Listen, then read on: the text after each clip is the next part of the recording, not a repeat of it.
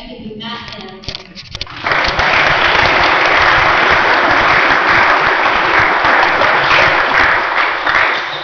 Thank you. My name is Matt Melton, and I'm an alcoholic. And I'm sober since April the 28th in 1993, and for that period of time, I'm very grateful. And I want to thank the committee for inviting me to come here this weekend. It's an honor and a privilege to get to do anything for Alcoholics Anonymous. And everyone's just been wonderful. It's been a great experience, and thank you for that. I have enjoyed the other speakers, and it was nice to get to spend the weekend with Bruce. And we share a sponsor, and I enjoyed your message last night, and I just an honor to be here. I love Alcoholics Anonymous, and I love what we do here. We have a beautiful program, and I love Alcoholics Anonymous. I love what we do, and I'm a terrible, sorry drunk that. I can't remember the first time that I ever took a drink, but I remember the first time I ever got drunk. And one time I had some spare time, and I was thinking about me anyway, and so I got out a calendar, and I figured it out. It had to have been sometime in the first 2 weeks of June in 1979. And I got into a bottle of Sieg AA with my buddy Robert. And I come from a nice family. My parents were great. I wasn't raised in an alcoholic home. My dad was one of those guys that, in the dictionary next to normal drinker, there would be dad. He was the kind of guy that could go to work all day, stay all day, and he could come home from work and he could have a glass of wine or a glass of scotch or a beer or something, and he might even start a second one. And he'd get about halfway through that and pour it out and do something ridiculous like go pay the bills. And that's not my story, I assure you. And that's just who he was. Mom was just a nice lady. She had her issues with alcohol, but you know what? She's not an alcoholic like me. And she. She was one of those people that she had a terribly humiliating experience, and just set it down, walked away, never picked it up again. And that's not my story. I have a brother and a sister, and they don't drink like me. My brother at one point may have showed some promise for Alcoholics Anonymous. But, he met a nice girl, got married, straightened up, and that was that. And that's not my story either. Sometime in the first 2 weeks of June in 1979, my buddy Robert called me up and said, he said, my dad, he lived with his dad, and his parents were divorced, and which, in 1979 was not uncommon, but it wasn't as common as it is today. And I went over to his house and their apartment, and he said, "Hey, do you want to take a drink?" And I just said, "Sure." And I was 12 years old, and I knew what he meant. And he got down this bottle of Seagram 7, and he got down these. He had these red, cheap plastic cups like you get in the sets at Walmart. Like you're a college kid, you've just been through a terrible divorce and been completely wiped out. And he poured some whiskey into these two glasses and handed me this glass of whiskey. And I'm this dorky 12-year-old kid, and I'm standing with this glass of whiskey, and I'm thinking, now what the hell do I do? And he said, drink it. And I started to take a sip of it, and I got a sip of it down, and I nearly threw it back up. And I said, I don't think I can drink this. And he said he thought about that for a second. He said, wait right here, I'll be right back. And he grabbed some change, and he ran down to the vending machine, and he came back with a couple of cans of Coke. And he handed me a can of Coke. And now I'm standing there in the kitchen. I'll never forget it. Close my eyes. I can see it right now. I'm standing on the threshold from the little kitchen area to the living room area. And I had a glass of whiskey in one hand and a can of Coke in the other. And I was like, what do I do with this? He said, I think it's pretty simple. He said, you're going to drink some whiskey, and then you're going to drink some Coke, and then just swallow it all. I was like, okay, I can do that. I should mention, for the record, it took us one entire week to figure out. You just put all that in one glass, and it's just way easier. And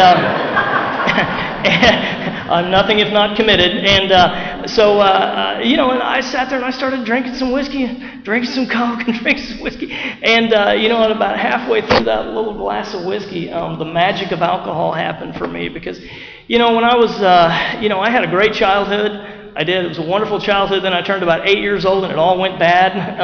When I was about 8 years old, I had this sense, this feeling in the pit of my stomach that I could not and did not articulate to anybody. But I had this idea that I do not belong here.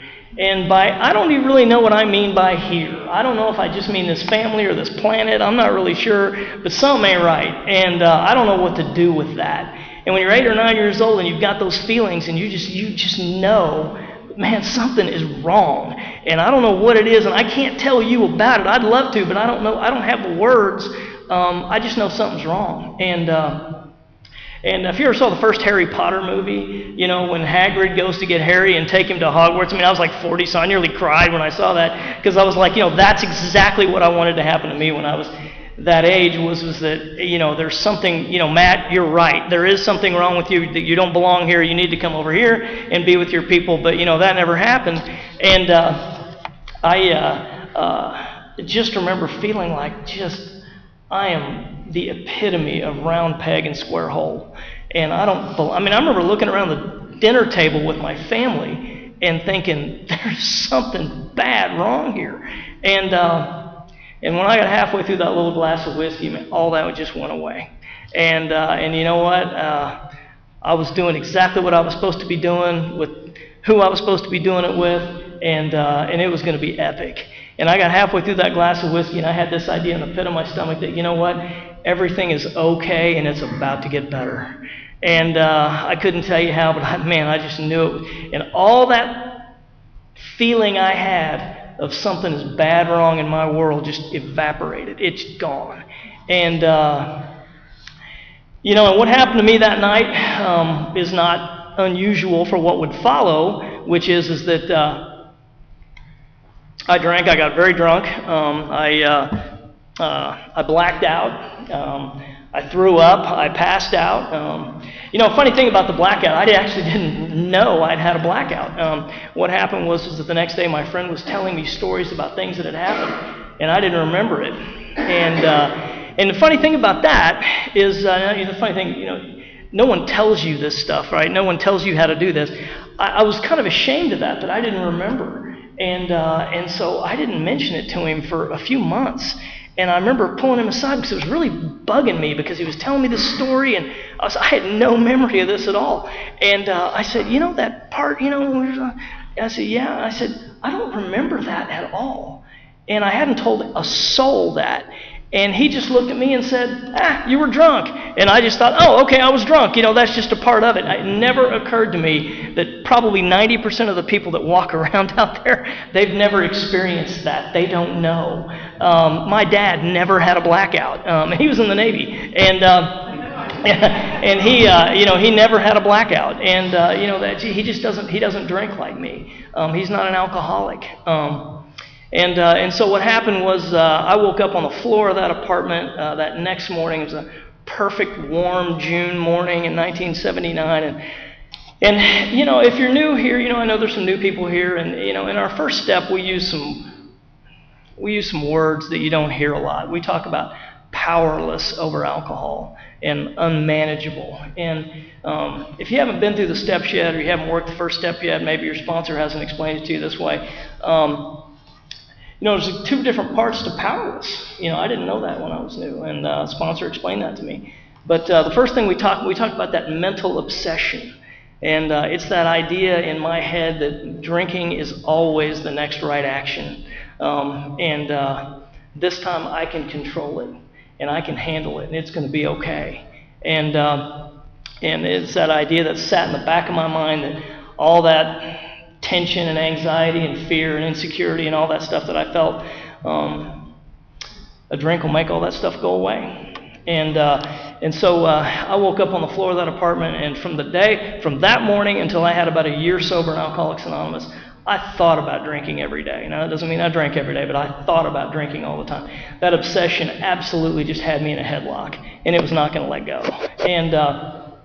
And I didn't understand what this, the other part of this we talk about, we have mental obsession, we talk about this phenomenon of craving. And I didn't exactly understand that.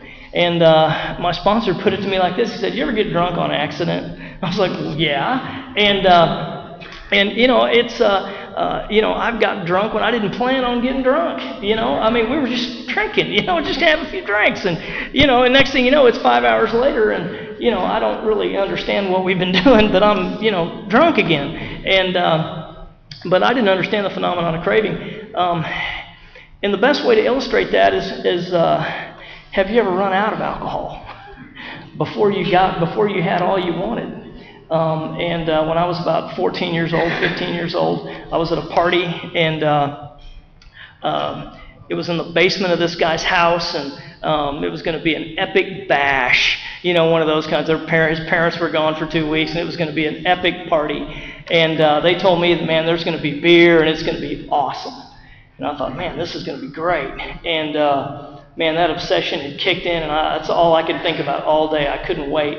What time am I supposed to get there? They said, "Well, be here about 8:30." So I showed up at about 5:45, and just to help out. And what happened was, finally at about 9 or something, the guy with the beer showed up. And there was 7 or 8 of us, and we're standing in the basement of this house, and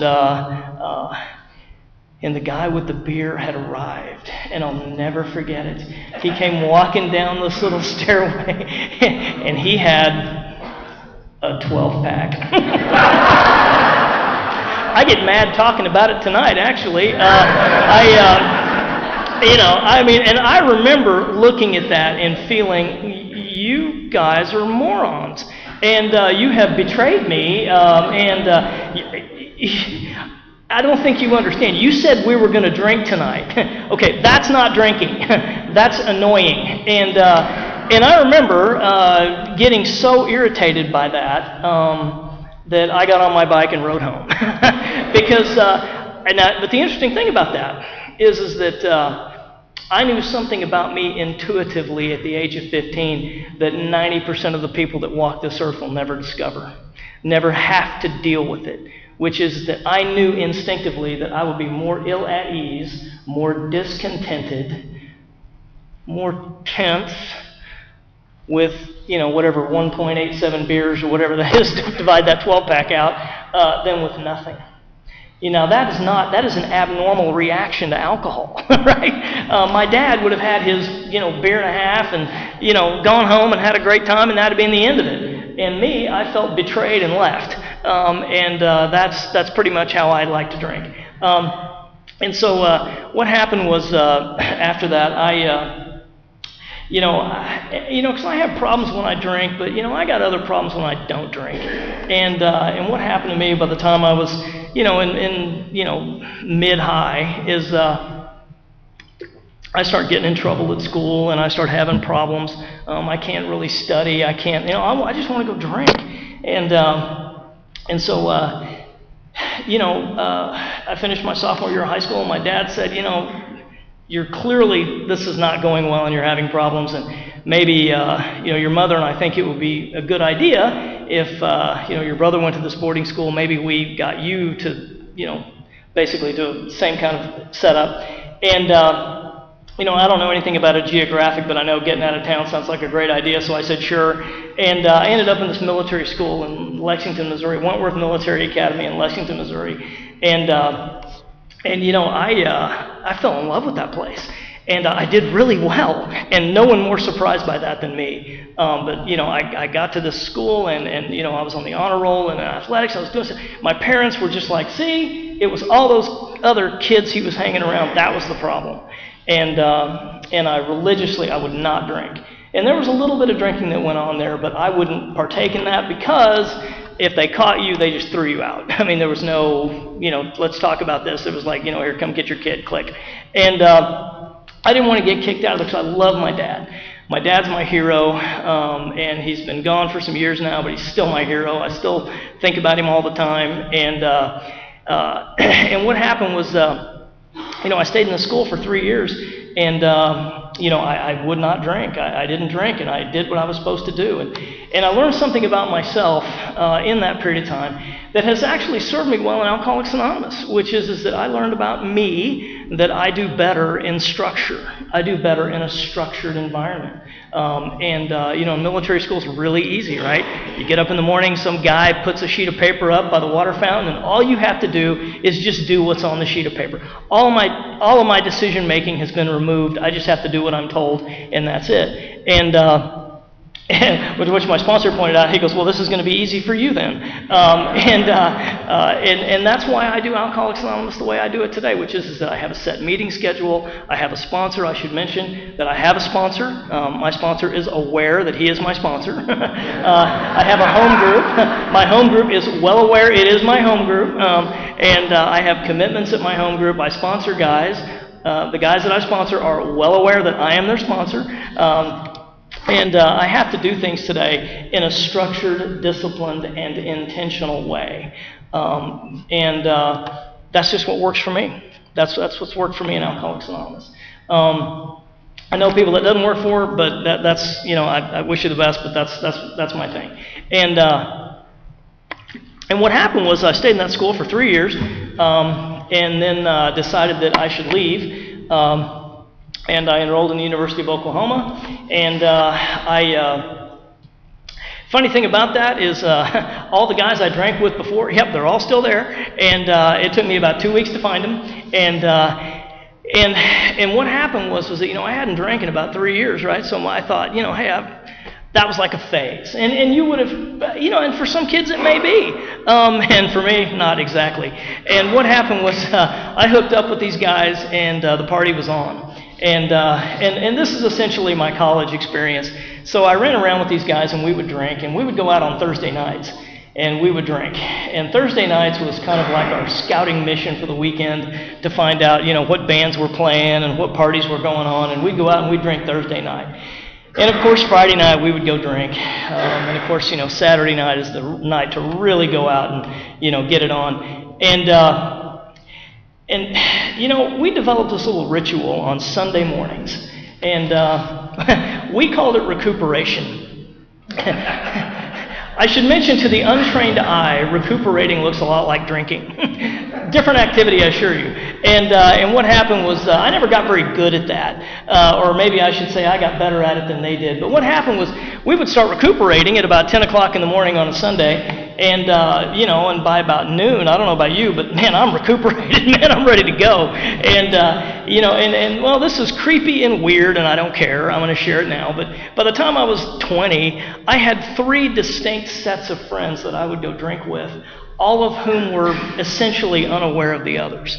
And I know today, I can see it as plain as day what I was doing now. I would drink with this group until they were drunk out, and then I would just move over to this group, and I'd move over to this group. And I did this in about a 10-day loop. And what happened was, and I'm the kind of guy that, I don't know if any of you relate to this, but I'm the kind of guy that when I've been drinking for a little while, things seem to be a good idea that just don't seem like a very good idea any other time. And I was drinking with a friend of mine one Sunday morning, and he said, I've been thinking, he said, I've got a parachute, and he said, people parasail behind boats. He said, why couldn't you do that behind a car? I said, I don't know why we're still sitting here. So, an hour later, I'm drunk in a cow pasture tied to my truck, and and he walked up to me, and I said, how do we do this? And he said, I think it's pretty simple. He said, I'm going to start driving, and you're going to start running. My sponsor said, you learned about commitment that day, didn't you? Yes, I learned about, yes, you have to be right. Yes, you're right. And true to his word, he drove and I ran with abandon. And, and now I'm drunk and I'm sailing over the cow pasture. And that's basically college. That's it. I have the GPA to prove that. But while I was in college, I developed this idea that I didn't know it was a geographic. I had this kind of this fantasy, this idea drawn up for my life that if I could get my life set up just this way, the inside of me is going to be okay. And my little dream world looked like I would get a big job with a big company in a big city far away, and when I got there, I'd meet a girl. And I got a job with with a big oil company, and I moved to Houston, Texas, and I had been there a couple of weeks, and standing there at the copy machine, there she was, and I walked up to her and I said, you know, this is the luckiest day of your life, and you just don't even know it yet. Okay, it didn't come out that way. I think I said hi. She knew, and you know, and now I mean, I've been down there like 2 months, and I've got like the job, the girl. I've got on the outside. You would have looked at my life and thought, you know, my parents did. They thought, man, look at Matt go. And, I mean, it seemed like everything was just laying right out the way it should, right? And I'm running around with this girl, and we're drinking, and we're partying, and we're meeting people and having fun, but you know, the thing about it is I'm an alcoholic, and what happened to me when I lived in Houston is that I began to black out all the time, and that girl would ask me a lot of questions about my drinking, and which I didn't really appreciate too much, and one day she asked too many questions about it, and it's like, hey, you got to go, because I'm always going to choose alcohol, and that's just how I am, and. But I began blacking out all the time, and I would, be drinking somewhere, and I'd blink, and I'd come out of it on the other side of Houston, drinking with different people, and not knowing how I got there, and it was a mess. And I worked there for about a year in Houston, and I got transferred to Midland, Texas, and that's not the end of the earth, but you can see it from here. And I moved to Midland, and it was just. My drinking, like in Bill's story, where, his drinking assumed more serious proportion. That's what happened to me in Midland. Was I moved to Midland, and I didn't know anybody, and I had no friends. And basically what I did was I went to work, and I went home, and I started drinking. And I started solitary drinking. I didn't know that was a thing, but that's how I like to drink. I made one friend while I was there. I say he was a friend. He was my next door neighbor in the apartments I lived in, and he would come over and we would drink, and it was strange. And he would come over, and I had this chair, and he would sit over here in the chair, and he'd bring a suitcase of beer, and he'd turn it up on its end, and I'd sit over here, and I'd drink, and we'd never say a word, and then I'd black out, and I'd come out of it, and he'd be gone, he'd take all his empties with him, and we would just watch a movie or TV or something, and I would just drink myself into a blackout, and he would leave, and that would be that. And one night, I should say it this way. He had a party in my apartment, is what happened. And now he knew a lot of Midland, Texas has kind of got a rough element, and it was a lot rougher back then, I assure you. I have to travel out there all the time for work today, and I know. And back then it was pretty rough, and he apparently knew all of them. And at some point, I don't know how, they all ended up in my apartment, and we were all drinking, and I don't know what happened, but I just went into a blackout, and I came out of the blackout, and I was standing in the middle of my apartment alone with a loaded 9mm pistol in my hand. And I remember thinking, my party has left, I should go find them. And I remember going outside and stumbling around for a period of time trying to find where everybody went to go drink, and because I wasn't done drinking. And the problem was I took the gun, and I guess I really wanted them to come back or something, I'm not sure. And I couldn't find them, I don't know what happened. And to be fair, I was kind of in and out of a blackout through this whole period, so I just kind of remember little glimpses of this part. But I do remember, however, going back down the breezeway to my apartment, and there was a Midland County Sheriff's deputy there with his gun drawn. And believe me, you can get shot in Midland for way less than this.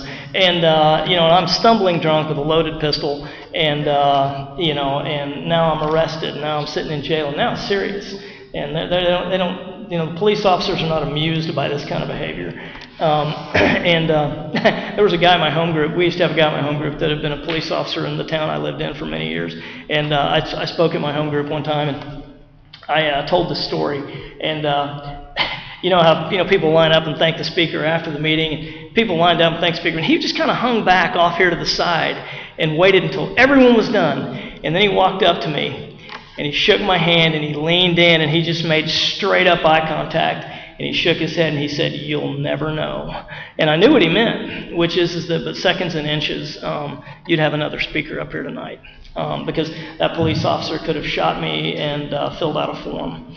Because here's the thing, is that when I start to drink, I become disgustingly and even dangerously antisocial, as our book describes. And that's what happens to me when I drink. And I never want to forget that's who and what I really am. Is I'm that guy whose behavior is completely unpredictable once I start to drink. And so the only hope I have is the maintenance and growth of a spiritual contact and spiritual experience it manifests in my life with, through, and by the people in Alcoholics Anonymous. That's the only hope a guy like me has. Anyway, I got out of jail, and I ended up getting transferred to this little town in northern Oklahoma, and that's where I believe it really, it all came crashing down for me. And that's where I experienced, as our book describes, pitiful and incomprehensible demoralization.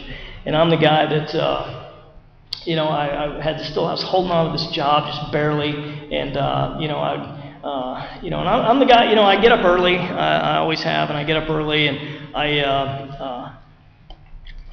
get up early, and I feel terrible. I always suffered from alcohol, physically,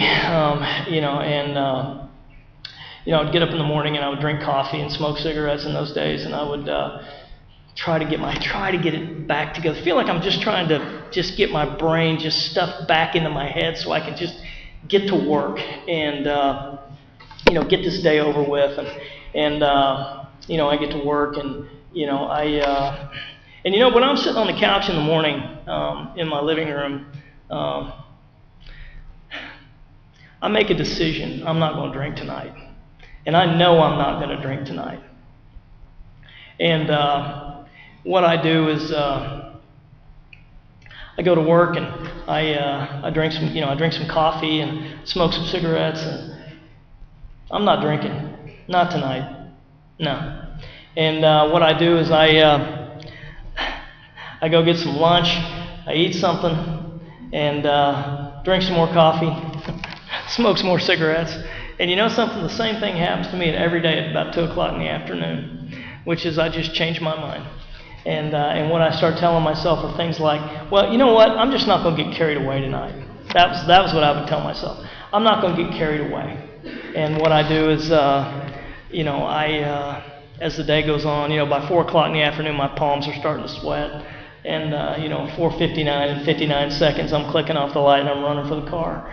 And as I recall it, there were 3 liquor stores in that town. There might have just been 2, but I think there were 3. And I would make the rounds of these liquor stores. And for the last 6 months, I drank. In the last little bit, there was just one liquor store that was about a quarter of a mile from my house, and I just stopped there.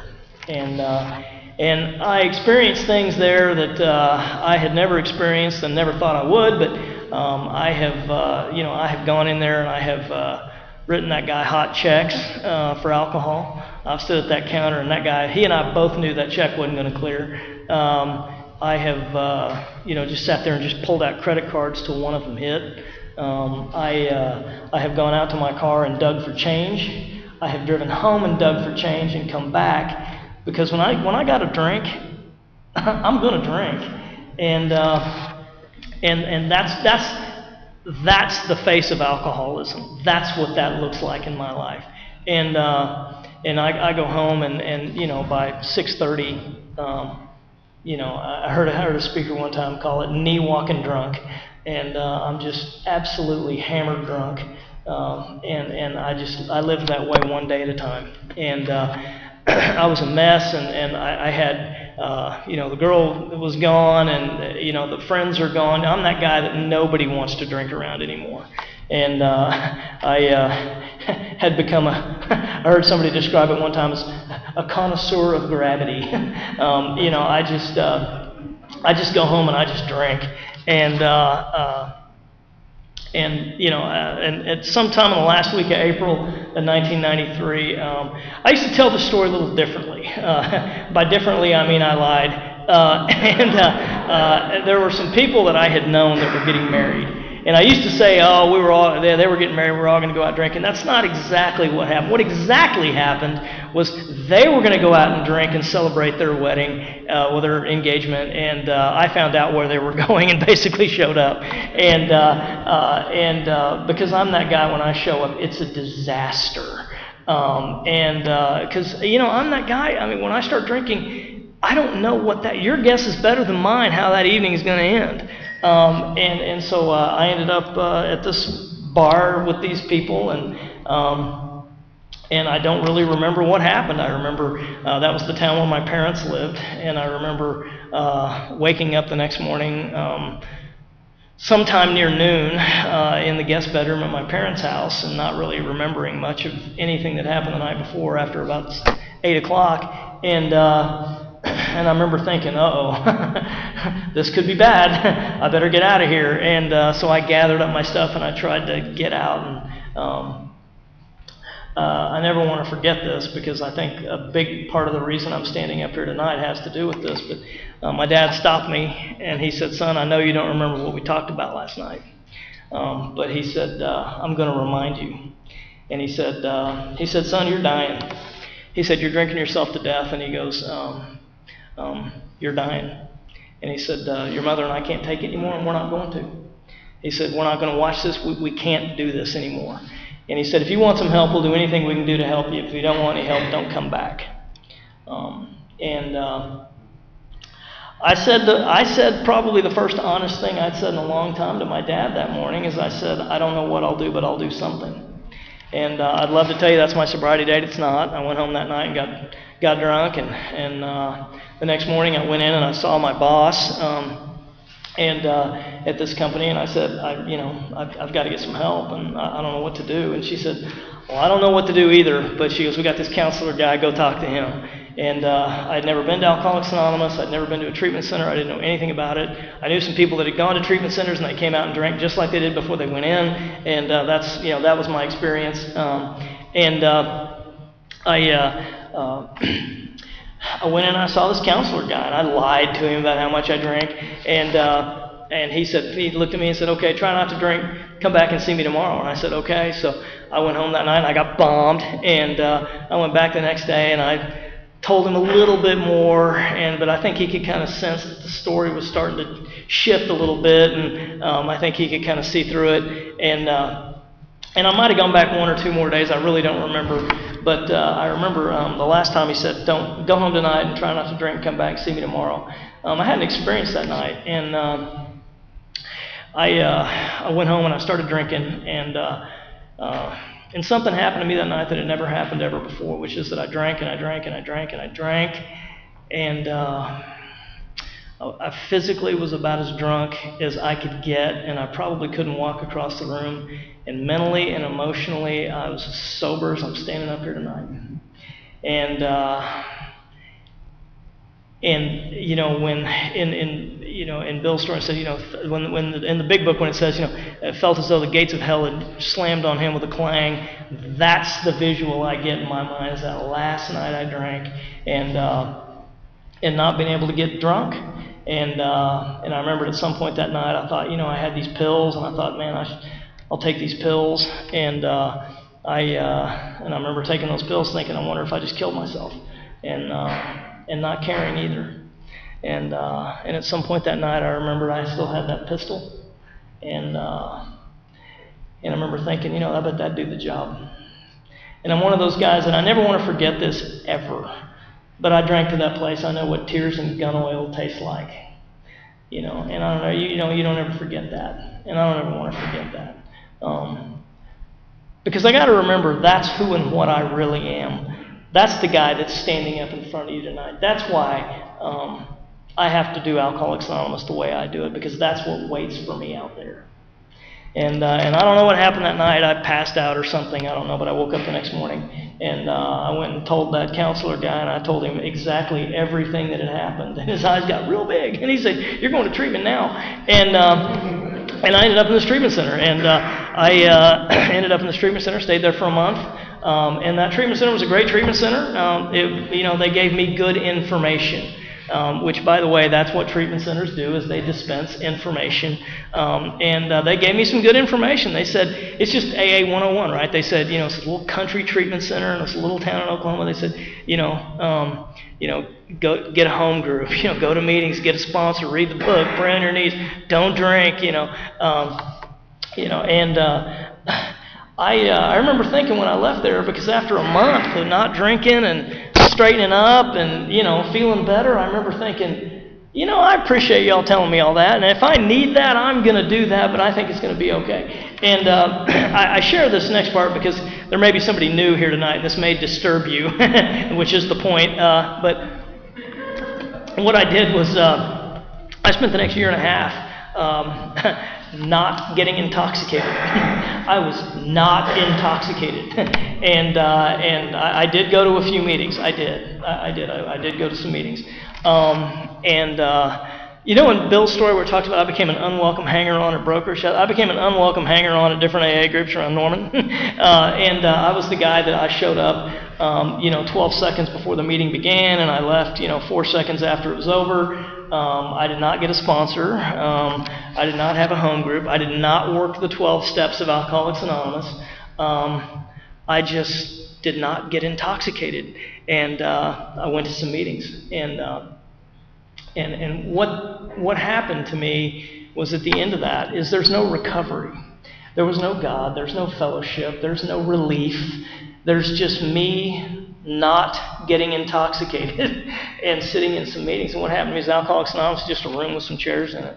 And I went to this room and I sat in the chair and I listened to guys share, probably just like me, share about stuff that I was like, I don't care. I mean, none of this, because, I think what I thought was at the time was that maybe I'm really not an alcoholic. Which is funny for me to tell you the story I've just told you and think I really thought that. I thought maybe, you could be forgiven for thinking I'm an alcoholic. I get that. I can see how it would look like alcoholism. I get that. I know when I drink, it gets bad. I get it. I understand. I've known that since I was 15 years old. I get that. But now I'm not drinking. And I'm going to your meetings. And I want to die. And I want to eat a bullet because I hurt so bad. And the problem with me is that I have enough ego and pride that I can't tell you about that either. So it's just, the pressure is building. And I don't know what to do with this. And call it odd or call it God, but I got a phone call in the late summer of 1994 from this guy named Richard. And I drank with Richard once before, many, many years before that. Didn't know whatever happened to him. Turns out he's a 5-year sober member of Alcoholics Anonymous. And his home group was the Phoenix group in Norman, which is my home group to this very day. And he called me up and he said, hey, I was talking to, this mutual friend we had, that guy I took my very first drink with. And he said, hey, Robert was telling me you're in the program. He goes, hey, listen, he goes, I've got the hotline and I've got a 12-step call. Would you like to go? And my honest response to that is, what's the hotline and what's a 12-step call? And, I didn't, you don't know. And he laughed, and I mean, not like a, hateful, sponsor laugh, but it was, certainly not like one of Bob Darrell's laughs, I assure you. And he just said, what he said was, listen, this guy's drinking, and he needs some help, and he's called AA for help, and he wants someone to come talk to him. I'm going to go talk to him. And usually you shouldn't go on these things by yourself, and I thought maybe you might want to go. And I thought, okay. And so we went to this terrible little apartment complex. It's about 300 yards from my home group today. And we knocked on the door, and this guy opened the door, and he was just a mountain of a guy. He was, he was about 6'3", 6'4", probably weighed 280. He was a Native American. He'd been a Marine. And he was drinking Jack Daniels out of the bottle, and he was crying, and he couldn't quit. And she was gone. And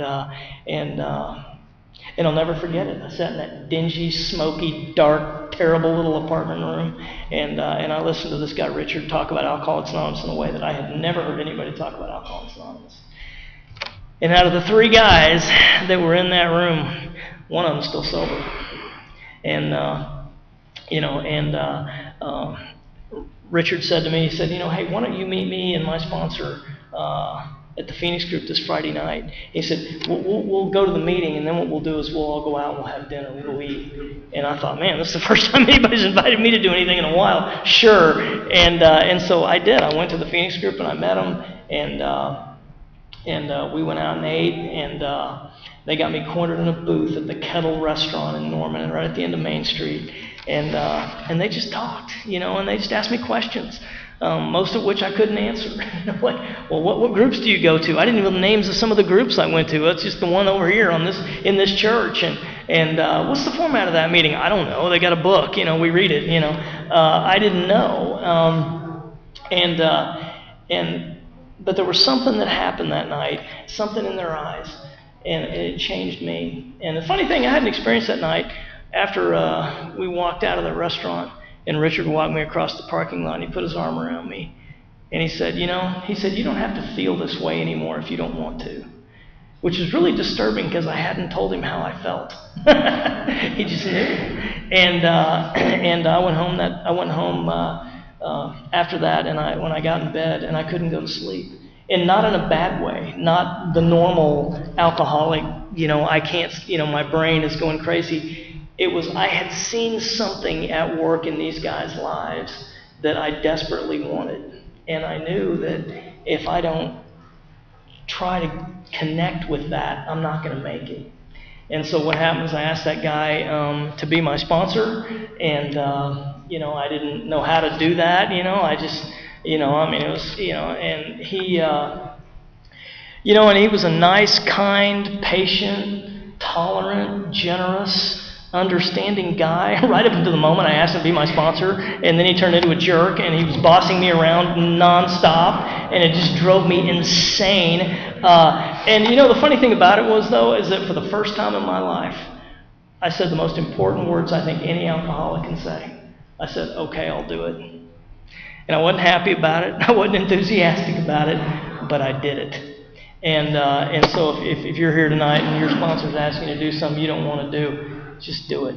It might be the most important work you ever do, and it might be as simple as making coffee or holding a broom. It doesn't matter. And what happened was Richard got me involved, and he got me doing things that I, and the funny thing, I think about that period of time, and honestly, if I had met him a week earlier or a week later, you'd have another speaker tonight.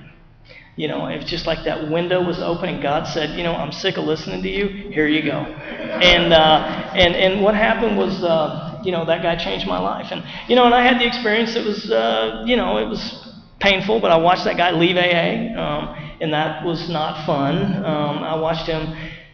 Alcoholism is alive and well, whether I'm drinking or not, and I watched it take him out, he left the group, and he left, and he started picking fights in business meetings and saying stuff just like, wow, is that a big deal? And everything was a big deal to him, and he left AA, and I know what happened. He stayed here as long as he could stay here, and he died, and he, I think he was probably actually sober on the day that he died, but living around the corner from his family, and, he went out hard. It was a bad way to go.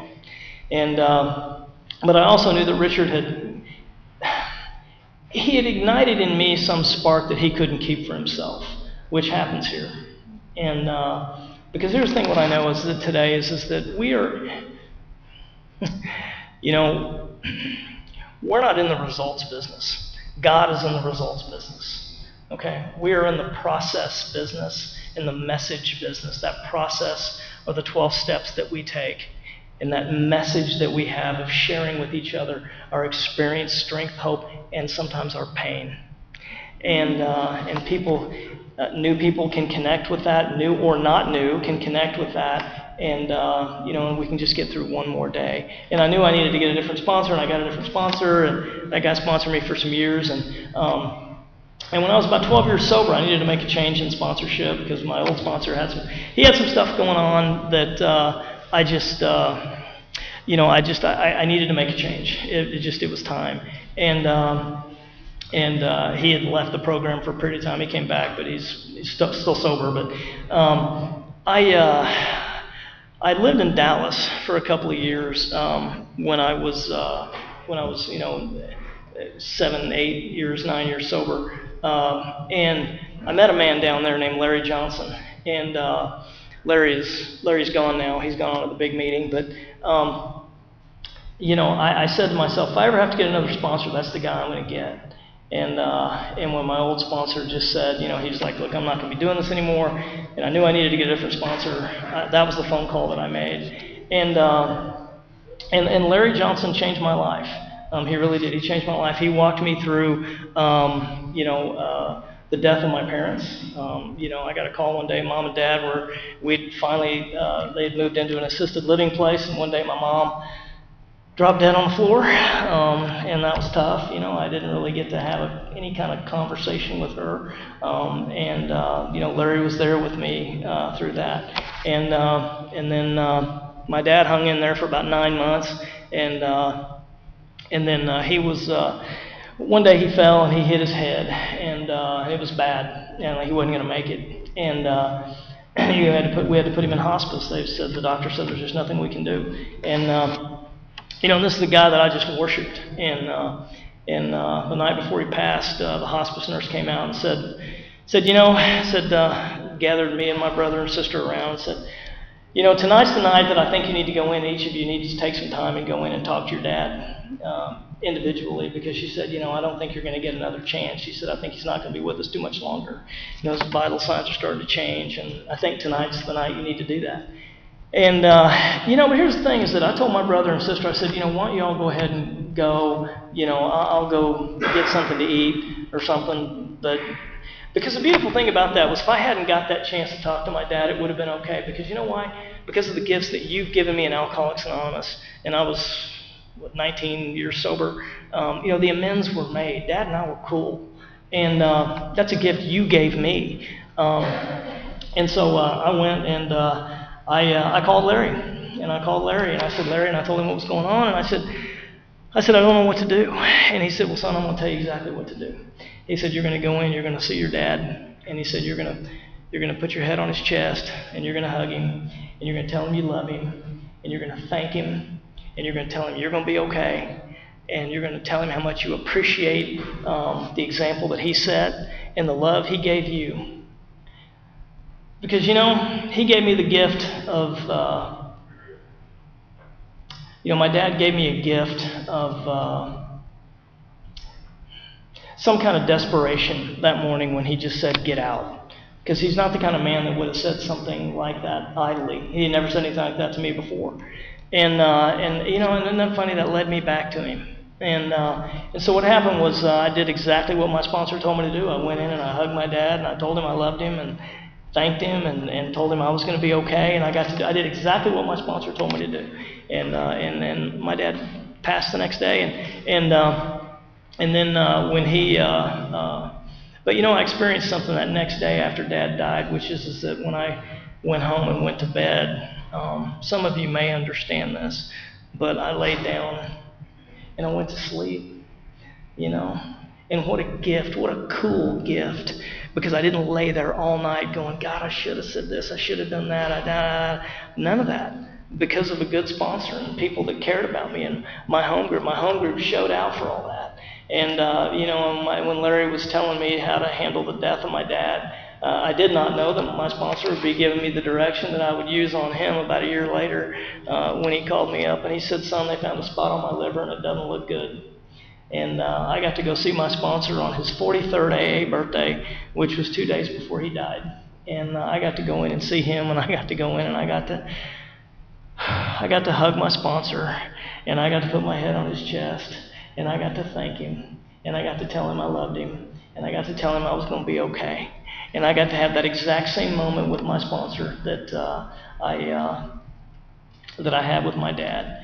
And and I don't know if you track the timeline here, but in about a 2-year period of time, I've lost mom, dad, and sponsor, and which left me feeling suspiciously unsupervised on this earth, and so I knew I needed to get a sponsor because I I won't make it without a sponsor. I know that about me. And I thought, for a minute there, I thought, maybe I don't.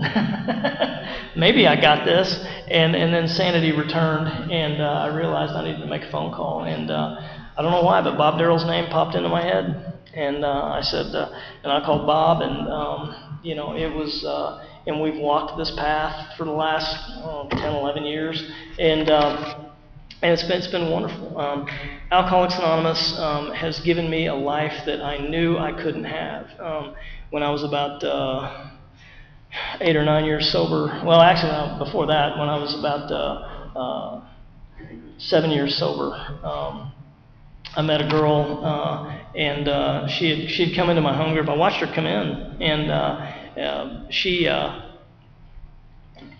was. I watched her drunk at her first meeting, and by the time she had about 5 years, and we started dating, and we've been married for coming up on 22 years, and which I can't.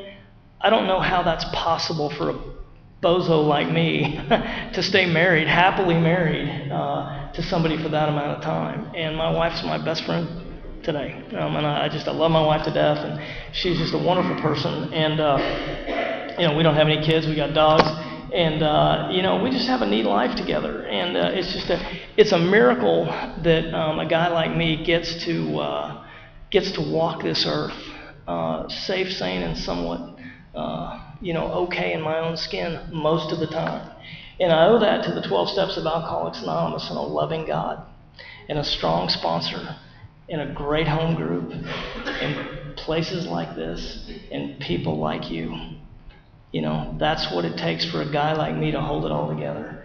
And I need every bit of every meeting I've attended, every step I've ever worked, every conference I've ever been to, for me to just stay here and stay okay.